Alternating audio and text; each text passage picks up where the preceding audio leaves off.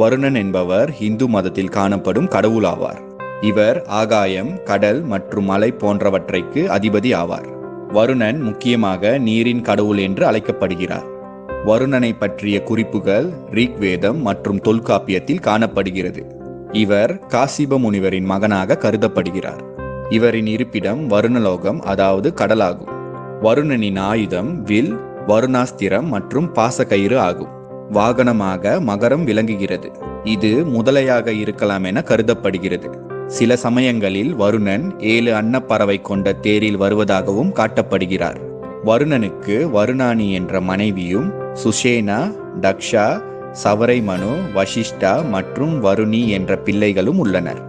இவர் மேற்கு திசையின் காவல் தெய்வமாக கருதப்படுகிறார். வருணன் அசுர குலத்தில் பிறந்தவன் என ரிக்வேதத்தில் கூறப்படுகிறது. ஜப்பான் புத்த மதத்திலும் சமண மதத்திலும் வருணனை பற்றி